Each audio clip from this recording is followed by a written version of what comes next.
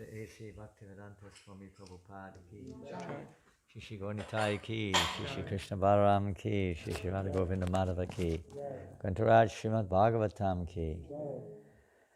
World Shravanam Week, ISKCON World Shravanam Week ki jai. Gaur Premanandi. All glories to the assembled devotees, all glories to Shri Guru and Gauranga, all glories to Shri Prabhupada.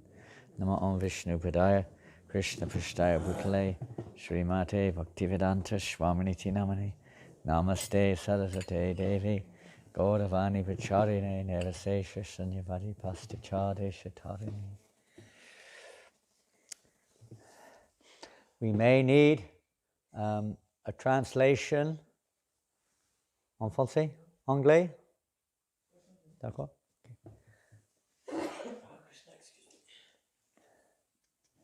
Canto 8, Chapter 5, Text 37, onwards.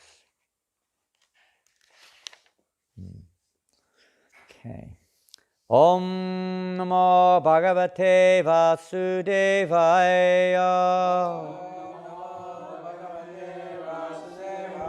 Om Namo Bhagavate Vasudevaya. Om Namo Bhagavate Vasudevaya.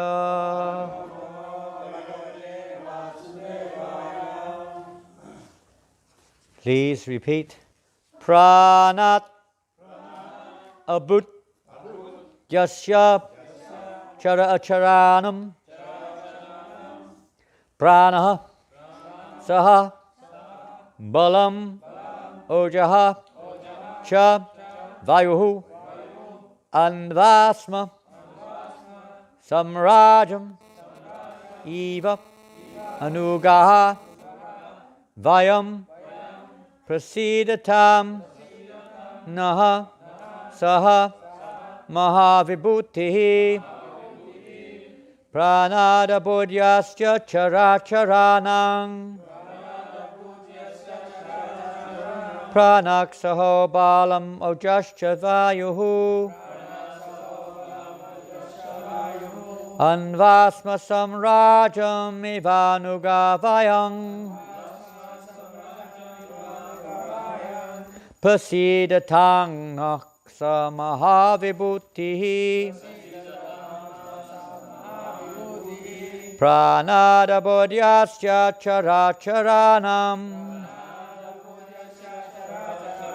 Pranaksaho Balam Ojascha Vayuhu Anvasma Samrajam Ivanugavayang Prasidatam Naksa Mahavibhutihi Pranada Bodhyasya Characharanam Pranaksaho Balam Ojascha Vayuhu Anvasma Samrajam Ivanugavayang Prasidatang Naksa Mahavibhutihi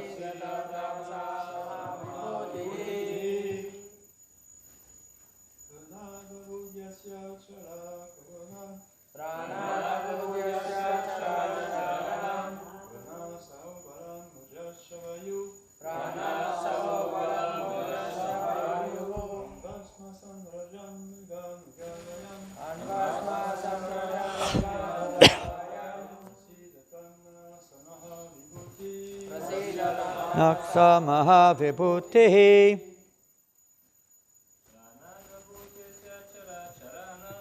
Pranabhutyasya Characharanam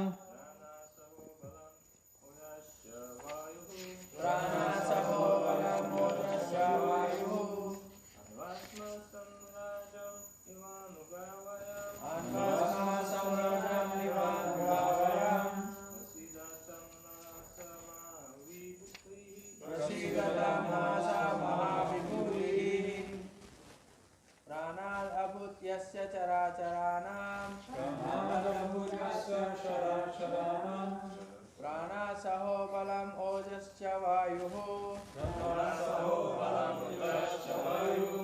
अन्वस्म सम्रजम् इवानुगावायाम् प्रसीदतं NASA महाविभूतिः Prasidatam Naksa Mahavibhutihi. Vaishnavis.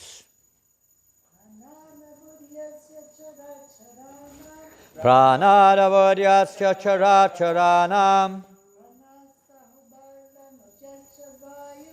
Pranaksaho balamojascha vayuhu.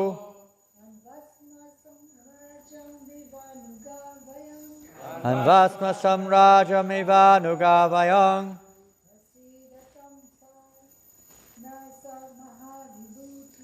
Prasidatang naksa mahavibhutihi. Pranadabudyasya characharanam.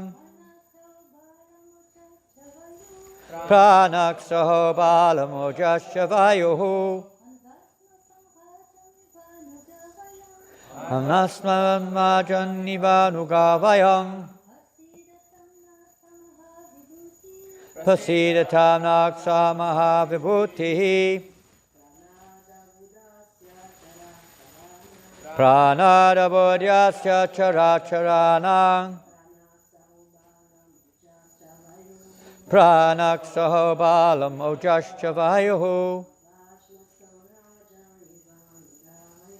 Anvasma samrajam ivanugavayam. Prasidatam naksa mahavibhutihi. Pranat, from the vital force. Abut, generated. Yasya, of whom. Chara acharanam, of all living entities. Moving and non-moving. Pranaha, the vital force. Sahaha, the basic principle of life. Balam, strength. Ojaha, the vital force. Cha, and. Vayuhu, the air. Anvasma, follow. Samrajam, an emperor.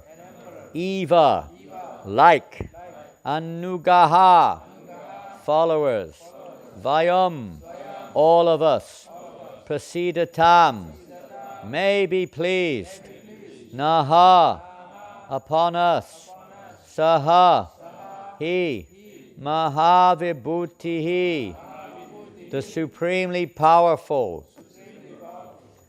Translation and no purport for the next maybe 5 or 6 verses. So the demigods, headed by Lord Brahma, continue their prayers to beseech the Lord. They very much want to see the Lord. They've not seen him. They want to make sure they've got the right person. So they're going to explain now various characteristics of the Supreme, at least we could say from the material perspective, in the Lord's relationship with the material world. All living entities, the demigods are speaking, all living entities, moving and non-moving, receive their vital force, their bodily strength, and their very lives from the air. All of us, we'll better take a breath of air. All of us follow the air for our vital force, exactly as servants follow an emperor.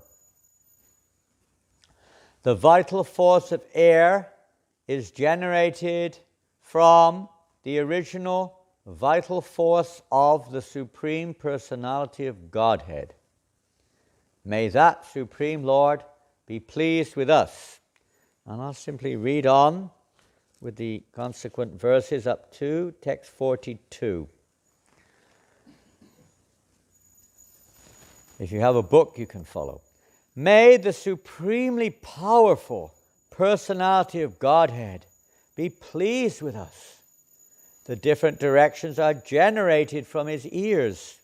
The wholes of the body come from his heart. And the vital force, the senses, the mind, the air within the body, and the ether, which is the shelter of the body, come from his navel. Mahendra, the king of heaven, was generated from the prowess of the Lord. The demigods were generated from the mercy of the Lord. Lord Shiva was generated from the anger of the Lord, and Lord Brahma from his sober intelligence. The Vedic mantras were generated from the bodily wholes of the Lord, and the great saints and Prajapatis were generated from his genitals. Great saints also. May that supremely powerful Lord be pleased with us. The goddess of fortune was generated from his chest. The inhabitants of Pitriloka from his shadow. Religion from his bosom. And irreligion, the opposite of religion, from his back. The heavenly planets were generated from the top of his head, and the apsaras were from his sense enjoyment. May that supremely powerful personality of Godhead be pleased with us. The Brahmanas and Vedic knowledge come from the mouth of the supreme personality of Godhead. The Kshatriyas and bodily strength come from his arms. The Vaishyas and their expert knowledge in productivity and wealth come from his thighs. And the Shudras, who are outside of Vedic knowledge, come from his feet.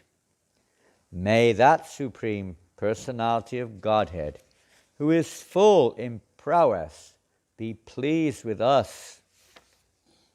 Greed is generated from his lower lip, affection from his upper lip, bodily luster from his nose, animalistic lusty desires from his sense of touch, Yamaraj from his eyebrows, and eternal time from his eyelashes. May that supreme Lord be pleased with us. And I'll finish there with the reading. Tomorrow it will be text number 43. Please make a note. Whoever's Bhagavati, not here. Huh? Is she there? Bhagavati is not there, I think, is she? Okay, make a note, please. 43 tomorrow. So aside from making it quite clear who they are trying to approach, appealing to, usually when we approach somebody with such praise, we have some motive behind it, usually. It's not usually selfless. And certainly the demigods, although their words in relationship to the material world and how it is resting on the universal form of the Lord, how nothing can exist unless it has its origin in the supreme and in the material world, the universal form of the Lord. Besides that, they certainly have a motivation. As you've been reading, the demigods headed by Indra, as we all make mistakes from time to time, Indra made a bit of a blunder by offending Durvasa Muni and was consequently cursed by the sage to become poverty-stricken. So they did. They became somewhat poverty-stricken. So they're approaching the Lord. First they went to Lord Brahma. What shall we do? And Lord Brahma said, in these difficult situations, what can we do? Time is against us. It's not the right time. The modes of nature are not in our favor. The only thing we can do, and a lesson for all of us, is to approach the Supreme Personality of Godhead. Take shelter of his lotus feet. So then they all went off to Mount Samaru, and there they, not Mount Samaru, the ocean of milk, and there they approached, Lord Brahma's on that mount. They approached the Supreme Lord by praising him with prayers and glorification. You know, sometimes you have to flatter a person. It's not that Krishna is depending on this. He may be pleased, you could say, that the jivas are coming to their senses and are recognizing their humble position and the great position of the Supreme. But in principle, he doesn't need it. But this is the means, as we see in this world. When we want something, we generally approach somebody, depending on the relationship, but with some kind of flattery, some kind of this. When we're offering what's called pranams or mangalacharanam, we approach through various stages. Recognition of the object of one's prayers, and then glorifying the personality, establishing their worthy position, begging for benedictions from them, various things like this constitute offering respect or obeisances to a great personality. So certainly the demigods are doing that. They are somewhat materially motivated, in fact entirely materially motivated in one sense. They're sakama bhaktas. They're not selfless. They have material desires to fulfill. Some of them, of course, are very Krishna conscious. Some of them are less Krishna conscious. They're all devotees. They all believe in God. They're very religious in that sense. They believe in God, but they're still attached to their own positions, attached to their own desires, and there's still fear there, fear of the demons, and fear of death, and fear of various aspects of this material world. So, but still they're approaching the Supreme Personality of Godhead. Now in this chapter of the Bhagavatam, which is entitled The Demigod's Appeal to the Lord, we've heard a description of some of the genealogical table of various kings and personalities, their generations, and then Parikshit Maharaj is requesting Shukadeva Goswami, please speak more. I have not yet sated my thirst for hearing Krishna Katha. So Shukadeva, and he wants to hear about the churning of the milk ocean. So this is the prelude to this pastime, the churning of the milk ocean, to favor the demigods, in one sense. I wanted to read something now in regards to prayer, in terms of beseeching the Lord with prayer. We're going to go to the 7th canto of the Srimad Bhagavatam. And this is in regards to Parikshit Maharaj. Excuse me, of course it is. But in regards to Prahlad Maharaj. In the 7th canto of Srimad Bhagavatam, particularly the pastimes of Prahlad Maharaj, Lord Nrsingadeva, Hiranyakashipu. This pastime is extensively discussed in the 7th canto of Srimad Bhagavatam. So let us hear now a little bit about this prayer. After Hiranyakashipu had been delivered by Lord Nrsingadev, Lord Nrsingadev was not appeased. He was quite angry. not angry so much on Hiranyakashipu, but angry that in this world this had been allowed to happen, such torture of his own devotee, Prahlad Maharaj, and how the demigods had, at least Lord Brahma, had allowed Hiranyakashipu to attain such powers as he did. Of course, his anger is also part of his lila. Nobody could appease his anger. Even his own consort, Lakshmi Devi, was afraid practically to approach Lord Nrsingadev because he was in a very angry mood. And he just killed Hiranyakashipu and killed countless demons who also tried to attack him. Lord Brahma tried to appease him and other demigods, but they were not succeeding. And then Lord Brahma and the demigods requested Prahlad, please go forward. Try to appease our Lord. Try to pacify him.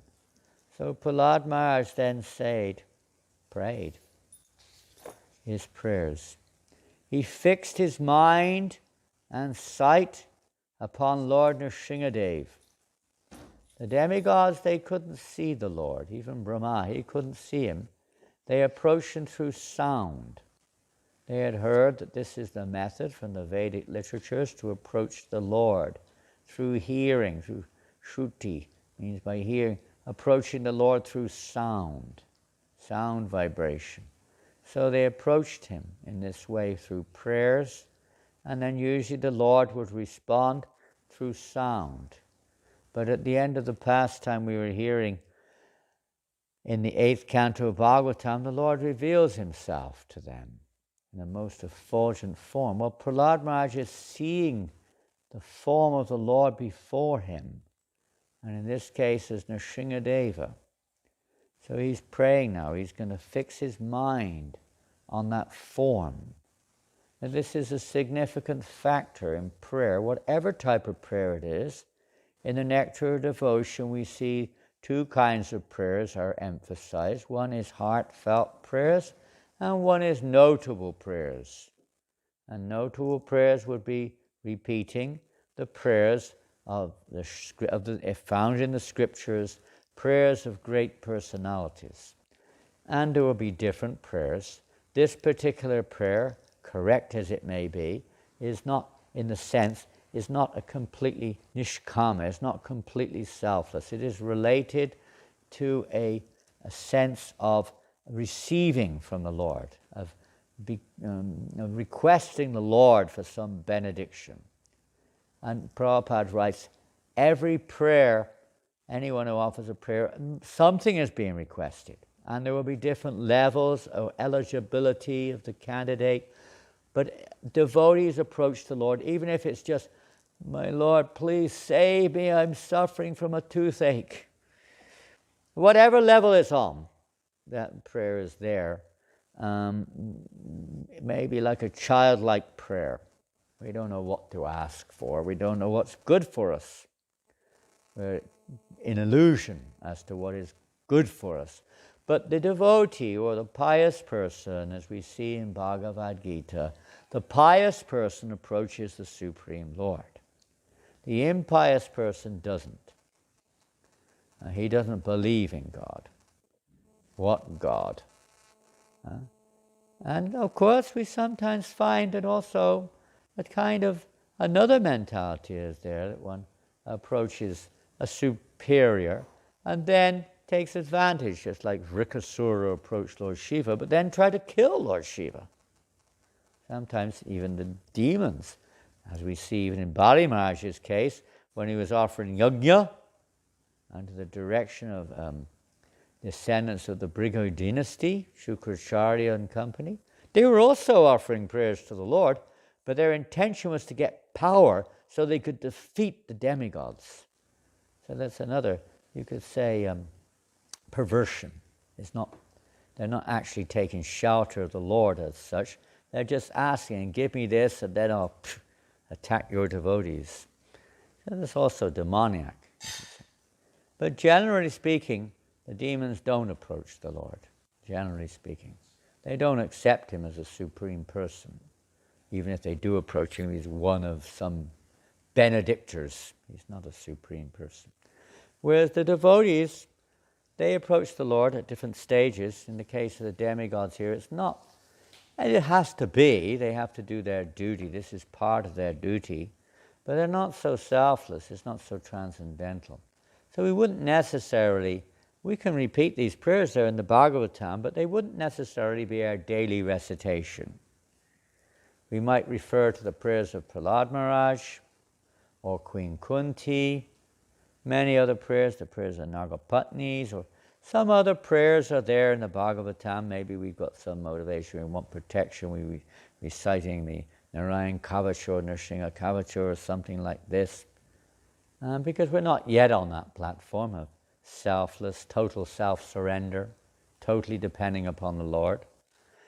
We're chanting Hare Krishna, and the chanting of Hare Krishna, Krishna's, all of his potencies are there, and he can reciprocate in any way he likes. If we are really chanting and we're still attached and desiring material returns, satisfaction of our subtle or gross desires, name, fame, prestige, etc., then unfortunately we may get that.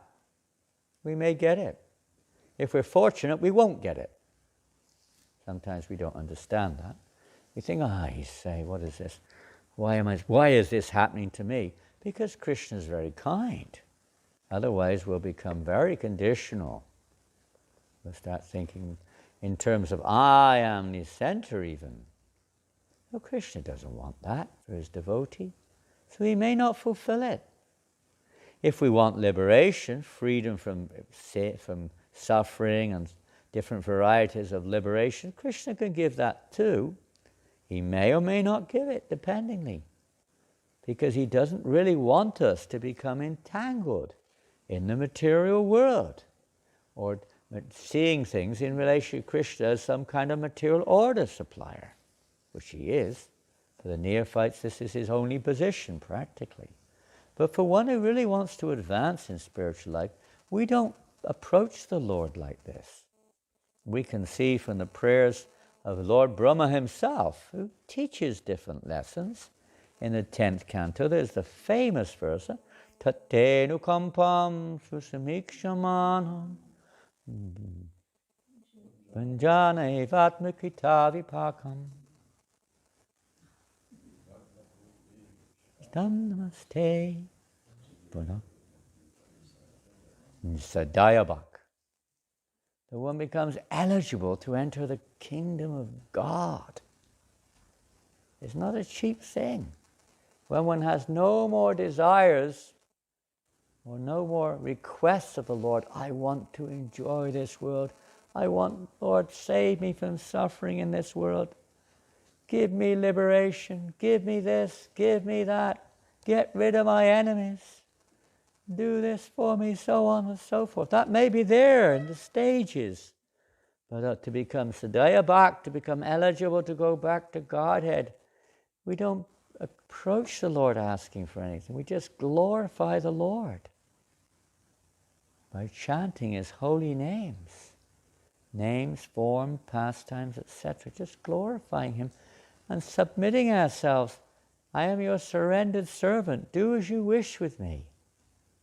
Little advanced stage, but this is the qualification to enter into the spiritual world.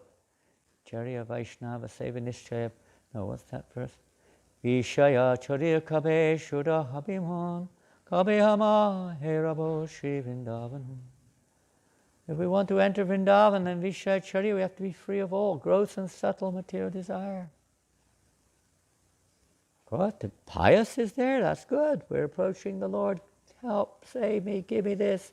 Help my granny, she's only 108 years old. She's sick, please save her. Please, may she not die. Oh, I'm taking my exam. Krishna, please help me pass my exam. Whatever it is. Oh, I need a job. Please give me a good job. I want a wife, a husband. Please give me a wife. Please, one or the other. A husband. Or something. Whatever it is. People pray, they're pious. But it's not spiritual, not transcendental. Maybe on the path towards it. So in the Shruti and the scriptures, they give us step-by-step progress towards pure devotional service. But Prahlad Maharaj is giving us an indication of pure devotional service in his prayers. So these prayers are very wonderful, and devotees sometimes recite them, but the most significant prayer is the Mahamantra. We just have to cultivate unmotivated, uninterrupted, unalloyed, anyabhilasita shunyam, jnana kamadinagritam, pure devotional service without asking anything in return. Just hear. This is World Shravanam Week, at least in ISKCON. I don't think anyone else in the world has a clue about this. But at least in ISKCON, some devotees, some, are taking it seriously. After all, Shravanam is our first business. One cannot possibly, Prabhupada writes, go back to Godhead without Shravanam, without hearing. As we just maintain our conditional perspective of everything. We have to hear, and hearing has to be submissive.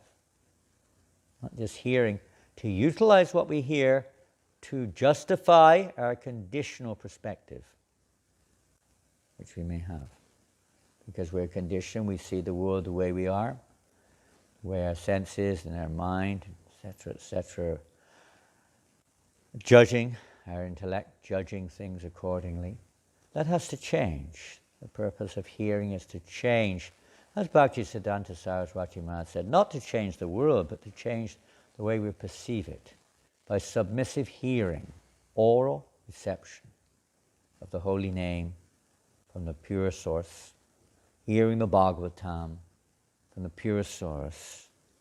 This cleanses our heart of all these perverted, imperfect perceptions that we have, of even judging others, judging the scriptures, etc. It may sometimes happen like that. So by proper hearing, our consciousness can become purified. Proper hearing is not a mechanical exercise. It means submissive hearing, not just a mechanical pronunciation of Sanskrit vowels, sound vibrations, or sitting straight, or whatever it is. That may or may not be helpful. It depends on our attitude of humility, of submitting ourselves that we need correction of our consciousness. Not that we're trying to fulfill our perverse natures, but change them, purify them. It doesn't change the soul per se, just purifying the soul, the soul's consciousness, which is, of course, pervading the particular intelligence, mind, and senses which we are working with. So we're reading a little bit now from Prahlad Maharaj. So he fixed his mind and sight upon Lord Nrsingadev with full attention in complete trance. He just fixed his mind on him. With a fixed mind, he began to offer prayers in love with a faltering voice. Prabhupada writes, very attentive, fully fixed. And we see this is here. Of course, the goal of yoga, but in the third chapter of the first canto, we see how Sutta Goswami encourages the sages to hear this subject matter with rapt, fixed, rapt attention. He said, as I have heard it, now you hear the same thing with rapt attention. So it's hard for us to have this rapt attention with no other deviation.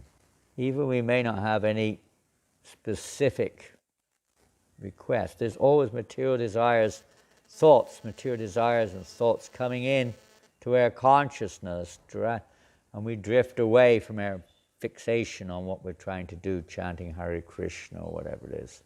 Mind drifts away. The demigods are fixed in their prayer because they have a very strong objective.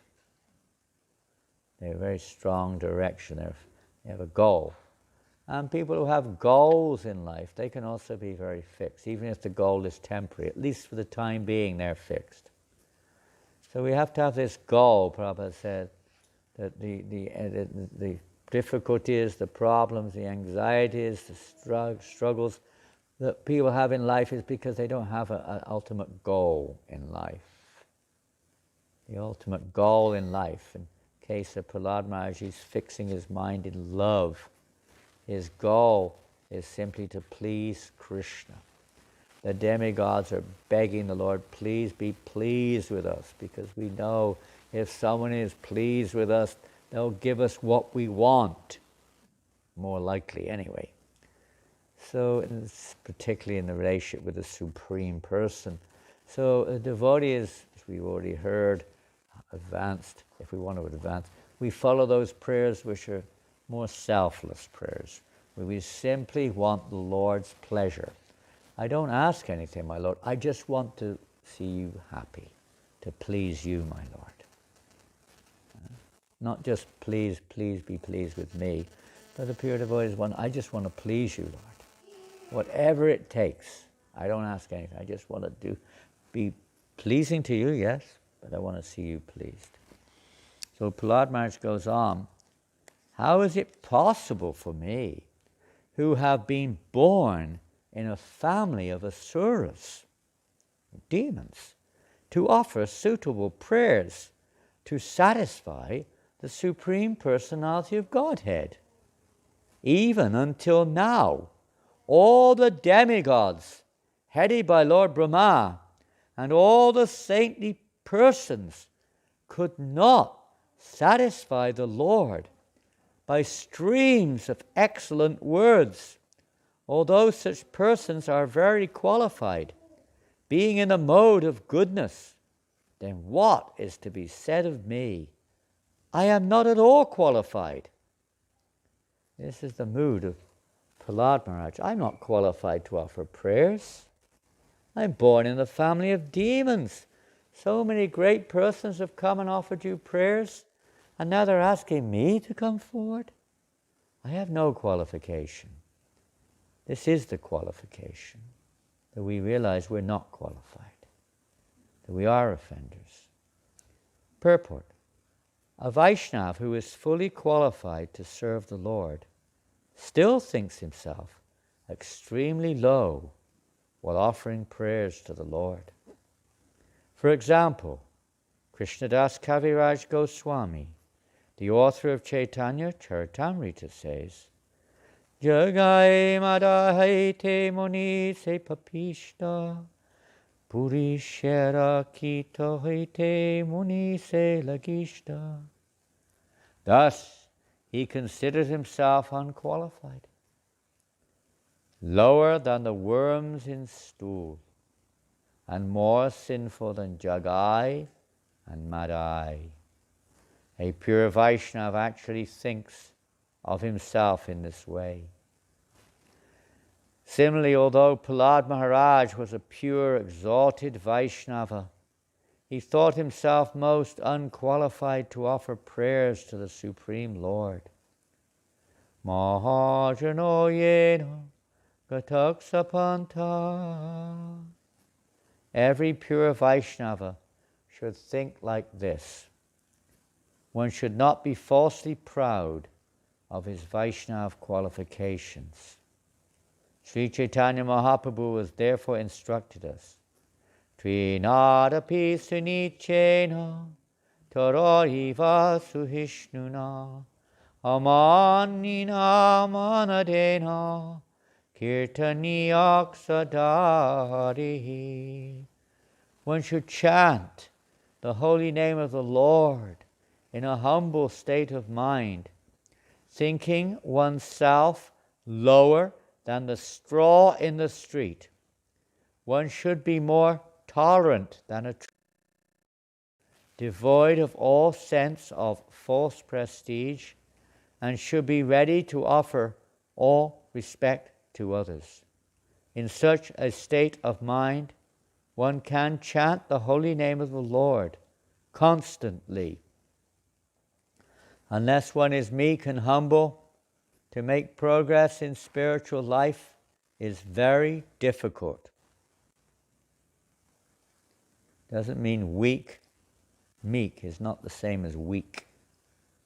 It means seeing oneself in this dependent situation, seeing oneself as unqualified, etc. The mood of the pure devotees.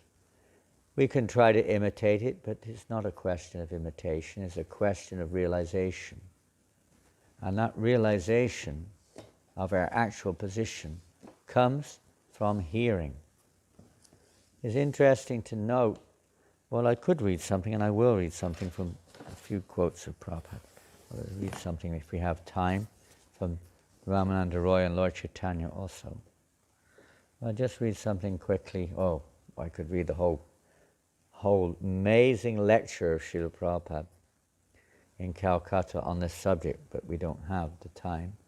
So I'll just read one or two quotes of Srila Prabhupada on hearing, the importance of hearing as the means to rectify our conditioning and renovate our correct perception.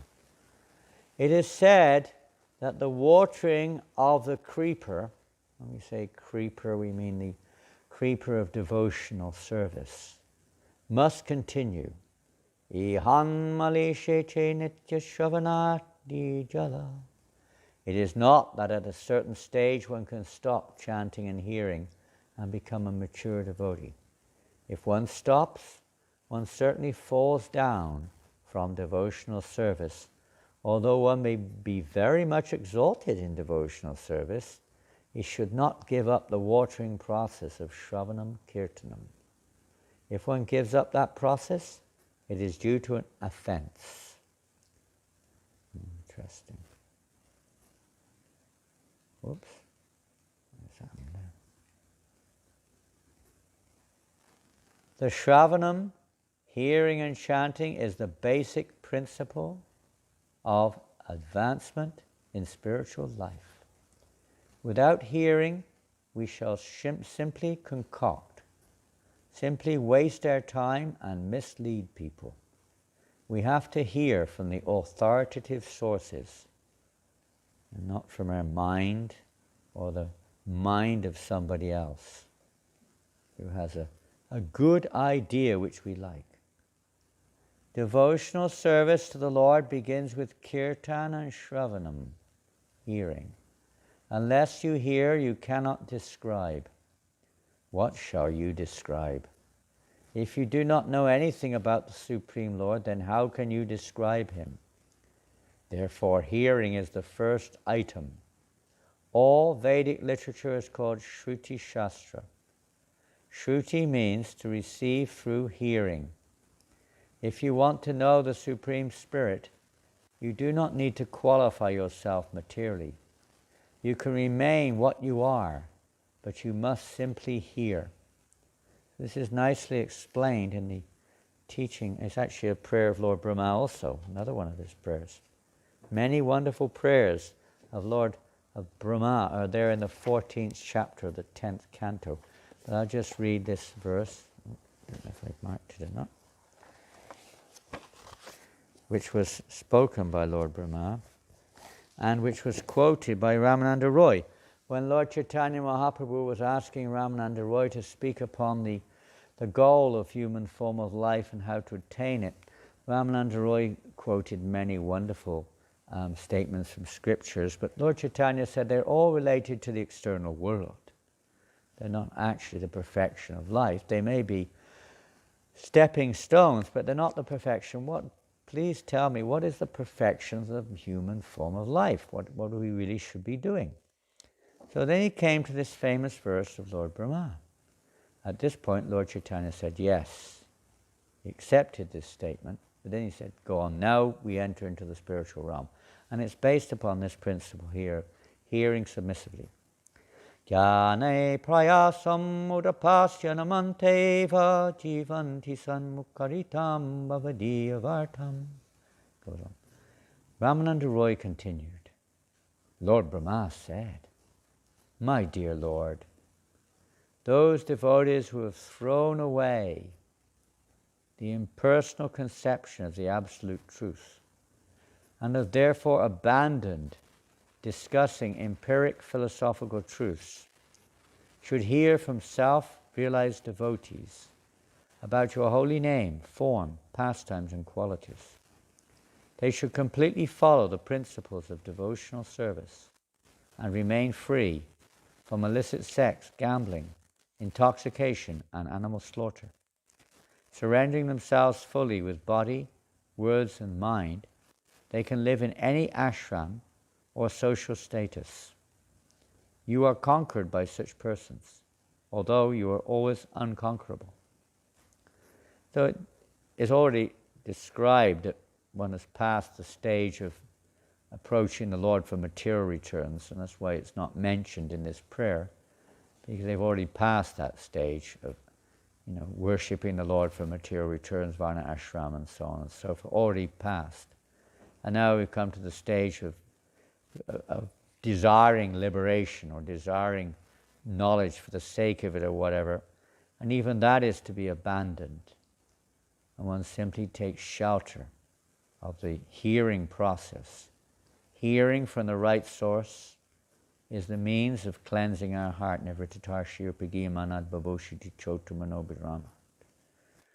This cleanses our hearts of all other motivations except for pure devotional service when we hear from the right source submissively. Secret is submissive hearing, open hearing. The same when we chant Hare Krishna. I was reading this morning, one devotee was saying, should we, is it okay to think of devotional service while we chant Srila Prabhupada? Well, that wouldn't be so bad. Sometimes we're thinking of material things. But even Prabhupada said he didn't seem to take it as a specific question. He just said, when you hear, just hear the name. Just hear. He kept going on, just hear the name. By hearing the name, automatically the form, pastimes, qualities of the Lord will naturally manifest in due course of time. But in other places, Prabhupada does say, yes, it's good that we can remember Krishna's form and pastimes when we chant. So whether we take it as being a kind of imposition or a result of chanting is not that bad. But when we're thinking of other things, we shouldn't even be thinking of other services while we chant Hare Krishna. That is our service. You think, I've got so much service to do. But chanting Hare Krishna is our main service. It's the number one service that we have in our lives. Is hearing, chanting the name, and hearing the name. Or chanting the Bhagavatam and hearing the Bhagavatam. This is our number one service. So many other services to facilitate that are also to be done. But this is the topmost. Lord Chaitanya said of all the limbs of devotional service, the chanting of the holy name is the topmost. It's the number one out of all of them. And temples and distributing books and worshipping the deities, cleaning the floor, everything should be understood in this sense. That is to facilitate, to help us to become eligible to pray, to chant without any selfish motivation. That's why in the verse it's stating here how important it is to engage in practical devotional service, to engage in service. So we become purified of all other motivations, so we can actually chant the holy name constantly, purely, etc., etc., becoming eligible. Prabhupada writes in the Nectar of Devotion, those who are not convinced of this, and he says, therefore they have to be engaged in practical devotional service so we gradually become purified. And we realize that this is and we can chant while we're doing other things. It's not one or the other, by the way. Chanting goes on always. Always, inner and outer chanting goes on from a pure devotee. We can practice that also. Chanting while we walk, chanting while we do this thing and that thing. Prabhupada has mentioned it many times. We should chant as much as we can, at least, while we're doing other things. This helps to speed up speed up this purification process in the association of the sound vibration of Krishna.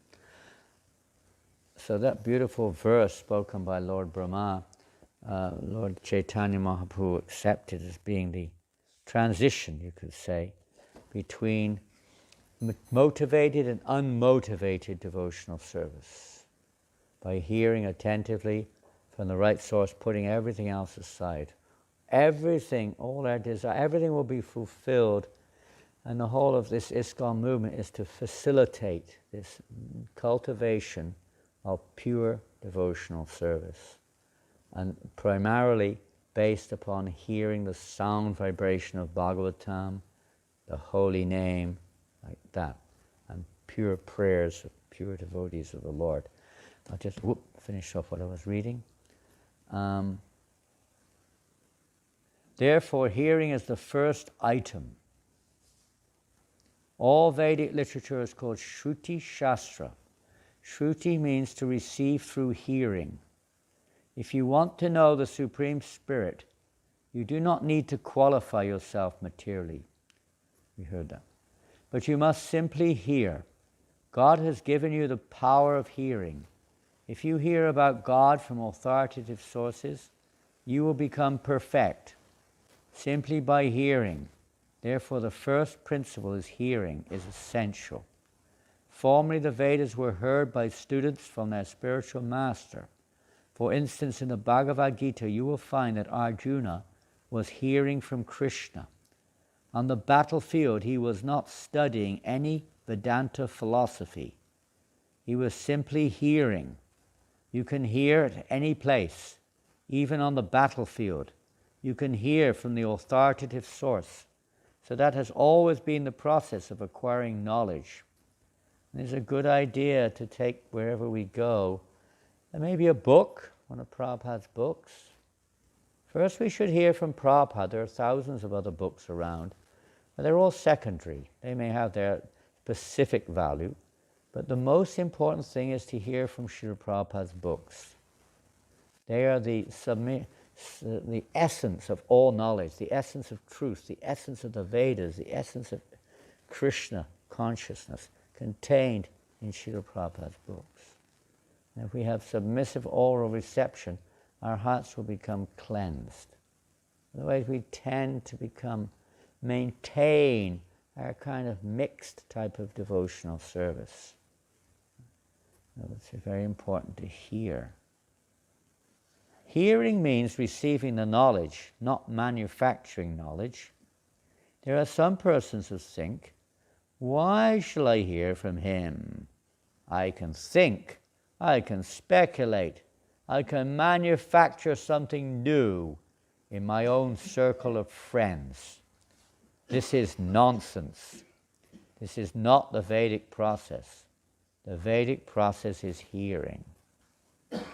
Unless one hears from such authorities all about Sri Krishna, one cannot make any advance in the cult of Sri Krishna devotion.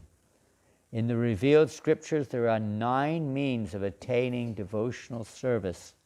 Out of the 9 means, the first and foremost means is hearing from authority. The seed of devotional cult cannot sprout without being watered by the process of hearing and chanting. Hearing means to receive submissively the transcendental messages from the source of spiritually advanced persons, and chanting means to repeat the very same thing to others. You have some water? You sure? Bring. Repeat the very same thing to others for one's own as well as the audience benefit. When Brahma described the situation of pure devotees who were freed from the culture of empiric philosophy and fruitive action, he recommended the process of hearing from persons who are in the path of devotional line.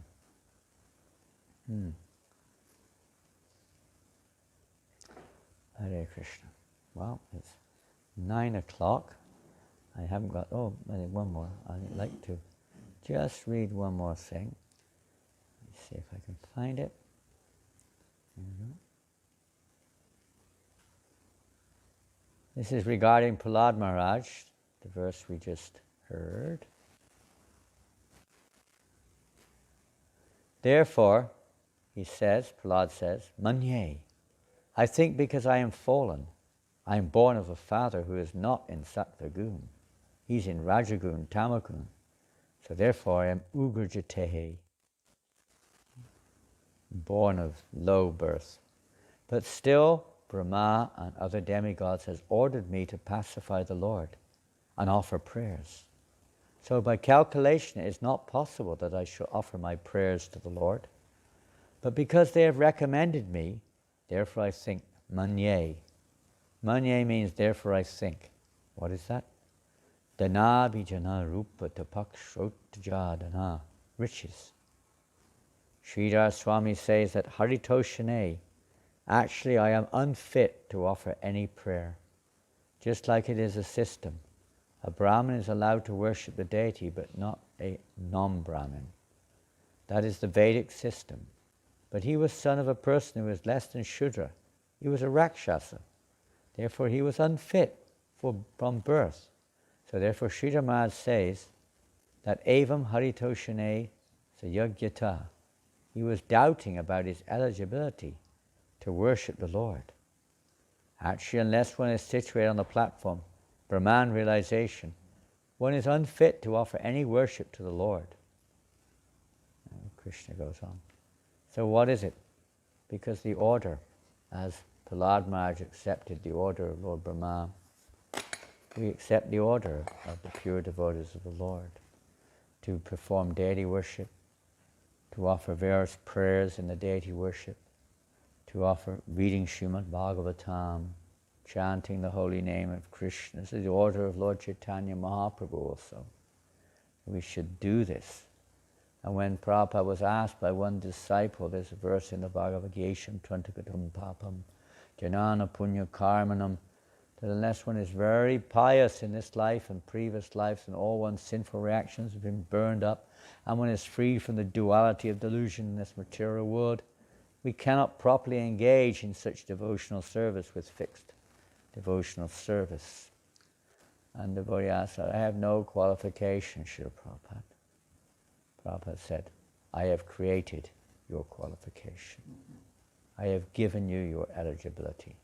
It's the order of the spiritual master to hear, and if we really want to attain the real object of our hearts, the goal of our hearts, then we have to take this seriously. This is a good opportunity this week. It's World Holy Name Week. It's World Shravanam Week. It's also Holy Name, hearing the Holy Name. It's Shravanam, hearing, and encouraging all devotees in ISKCON to take whatever time we have to read Prabhupada's books together, alone if you're in that situation, but somehow or another try to hear from Srila Prabhupada's books. Submissive hearing will clarify, sharpen our intelligence, clear away all kinds of things we thought were so important, etc., etc. We realize that they're just like passing clouds in the sky. They come and go. We need to, ultimately the cloud is one thing, but the sun, Krishna is the sun, Krishna Surya Sam, Mayahaya Andakara. Krishna is our goal, and we understand how to attain that goal by hearing from the right source. What is the goal? How to attain it? By chanting Hare Krishna and hearing Srimad Bhagavatam regularly. And it means hearing. It doesn't just mean sitting here. It doesn't just mean, mechanically going through it, not absorbing anything. It's like eating a meal, but we don't digest anything. What is the use? We have to digest what we hear also.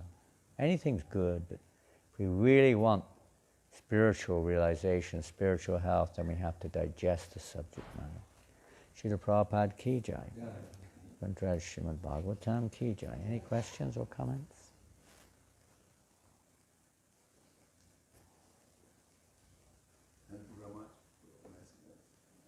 Hare Krishna, just reading from Prabhupada. Oh, Prabhupada. What do you think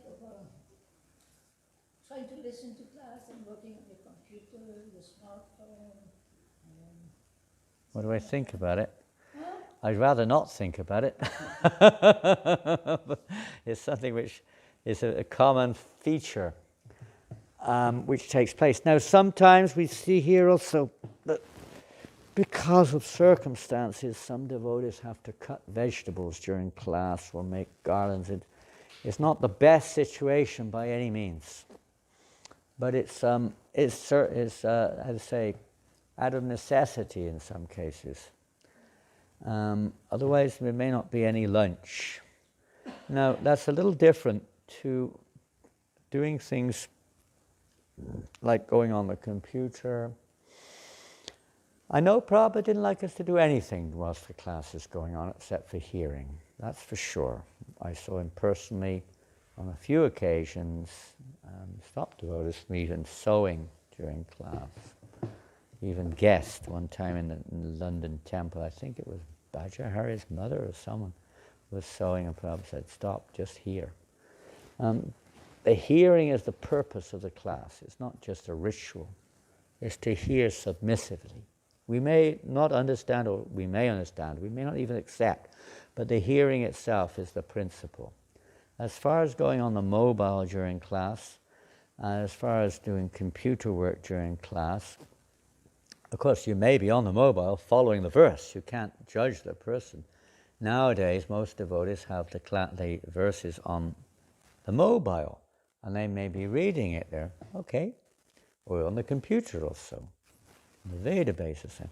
But if we're doing something else altogether, that is, what does that mean? What does it mean? If we're talking to somebody, and at the same time, they're doing something else. Maybe they have to because of emergency, but in general, it means that they're not really paying attention to us. So what it means, we're not really, Krishna's here, Bhagavatam, holy name, and we're not paying attention to Krishna. We're ignoring them. We're doing something else which we think is more important. The goal of what we think is more important is to hear Bhagavatam. And when Bhagavatam is there, we're hearing something else. We're doing something else. So definitely Prabhupada he would first say, "What are you doing?" And then you realize maybe you're reading the verse. Okay, that's maybe all right, maybe. But not other things, sending text messages, answering mail, reading the news, going on some other forum of some kind, something like that. We're in another world. We're not paying attention to Krishna. How will that please Krishna? We're here to please Krishna. And we please Krishna by paying attention to Krishna in our service, in our hearing, in our kirtan. Pay attention to Krishna. That's the idea. So, not good. Shouldn't do it. But if we're asked to do garlands, asked to cut vegetables, that's a different situation.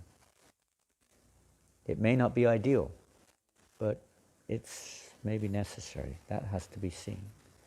But if we unnecessarily, we make up our own decision, I'm going to do something else during class, multitasking, doing two other things at the same time, chanting japa, hearing Bhagavatam class, and sending text messages all at the same time. Pretty clever. 3 in 1. One stop sadhana. Well, it will stop after a while, don't worry. And we've got to pay attention. This is like the pinnacle of our devotional service, to be able to hear the Bhagavatam, to hear the holy name, like this. Hare Krishna. Anything else? I can hear better when my hands are busy. That may be so. You have to use, common sense has to be there, but depending on what we're doing, busy means. Depends what that is. If we're actually attentive is the main thing to what we're hearing. But if we're on the mobile, text messaging, you can't really be attentive. And even if you are, it's very distracting for others. We have to show the example also to others as much as we can.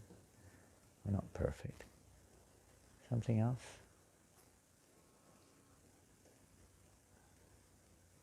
Okay, thank you all very much. Hare Krishna. Srila Prabhupada ki jai. Grantaraj Srimad Bhagavatam ki jai. Gaur Premanandi. Hari Bol. Srila Prabhupada ki jai.